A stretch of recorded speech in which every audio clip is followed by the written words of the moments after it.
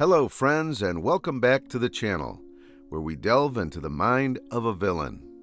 In this entry, we'll be taking a look at the character of Titan from the DreamWorks animated film, Megamind. Very briefly, the movie's premise involves a supervillain, Megamind, who feels empty and unfulfilled after he supposedly defeats the city's hero, Metro Man. Megamind then decides to create a superhero so that he will have a nemesis to battle with, which he believes will give his life some meaning. Enter Hal Stewart, a 28-year-old nerd who works as a cameraman alongside Roxanne the reporter. Through a series of events, Hal is accidentally endowed with superpowers. Unfortunately, Hal quickly proves to be the exact opposite of what Megamind is looking for, and becomes a supervillain instead. But even before he turned fully evil, there were already some red flags along the way. And if power simply makes you more of what you are, then it's no surprise that Hal turned out the way he did when he became Titan.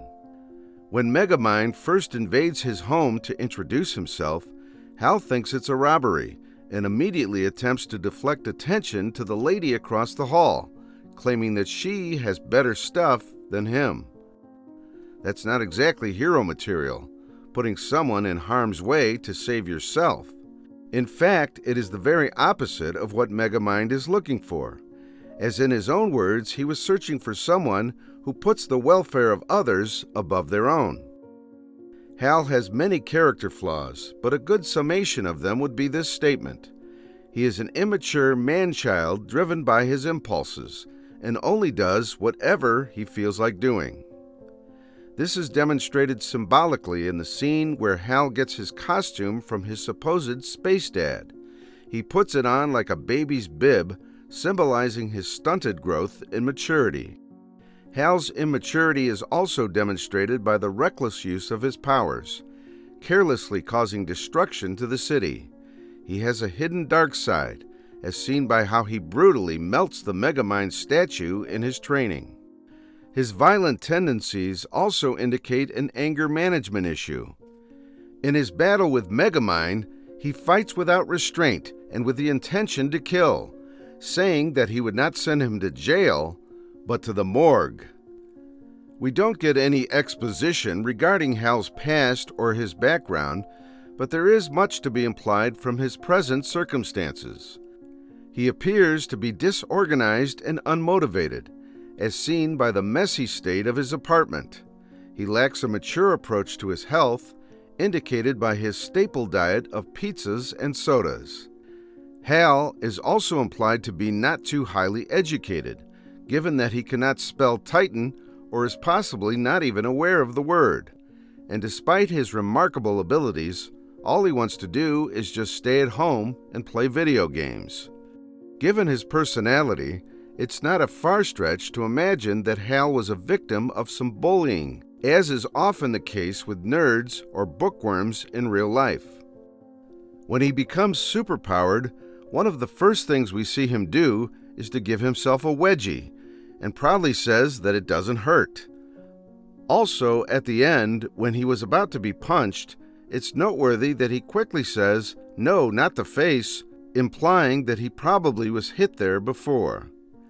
Given his issues with anger, it's suggestible that Hal never healed from his scars of getting bullied, and now uses his powers to bully others.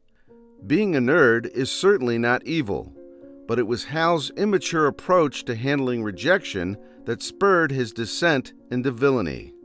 He has an unhealthy obsession with Roxanne, but unfortunately, everything he does to win her over only serves to drive her further away from him. He's socially awkward and overly pushy in his advances towards her, which makes for many uncomfortable situations. His ineptness in talking to a woman is due to his immaturity, which is again seen when he invites her home. Of all things, he chooses to use a bouncy castle to entice her. But before he became Titan, Hal was somewhat okay with Roxanne rejecting his advances. He understands that she is out of his league, as he knows that he is average in his physical appearance. Hal is somewhat insecure over his looks and believes that that is the only thing stopping him from being with Roxanne. In a sense, Hal's insecurity over his looks is somewhat understandable, as it is a sad truth that good-looking people tend to get preferential treatment. Even Roxanne's boyfriend, Bernard, doesn't score too badly in the looks department. But of course, she ultimately loved Bernard for who he was, not for his appearance, which brings us to the next point. Despite working with Roxanne for many years, Hal never took the effort to really know her. If he did, he would know that she wasn't impressed with macho showmanship or inflated egos. He wouldn't have tried to win her over by making her the damsel in distress by throwing her around at high altitudes so that he could save her. If this wasn't a cartoon, she probably would have died from all of the sudden acceleration and deceleration. Hal never got to know Roxanne truly for two reasons. The first being he was likely just focused on her external beauty. When he's asked if he has a romantic interest by his supposed space dad, he says that he has a pretty-looking one that he has his eye on. Not once does he compliment her character or personality, but only her appearance. The second reason that Hal never understood Roxanne is that he is self-centered. Again, this is due to his immaturity. Hal is clearly full of himself, as seen in numerous occasions. When Roxanne protests about being treated so carelessly in this scene, he says that he can't hear her over the sound of him saving her. And when he turns full evil, one of the things that Hal does is he renames the city in his name as Titanville. Both are egotistical behaviors that reflect an overemphasis on self. Hal's motivation was never admirable. Of his own admission, he confesses that he only took the superhero gig just to get the girl. In fact, Hal appears to be more interested in villains, considering his choice of reading material here and his claim that being a hero is for losers. It's worthwhile to note that throughout his time as Titan, Hal never saved anyone or did anything benefiting society. When Hal gets rejected by Roxanne, his worldview is changed, as he believes that all he needs to get her affection is to be attractive externally.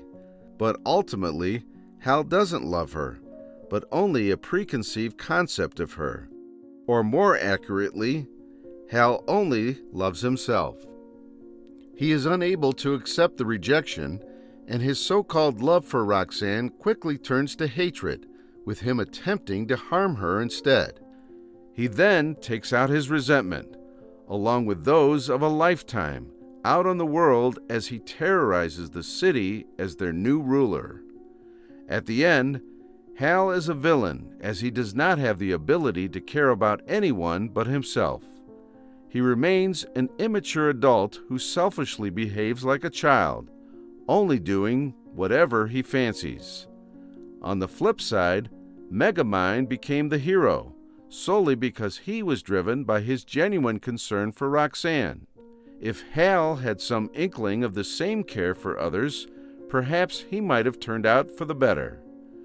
So what do you think of Titan from Megamind, folks? Let me know in the comments below, and don't forget to check out some of the other characters covered here.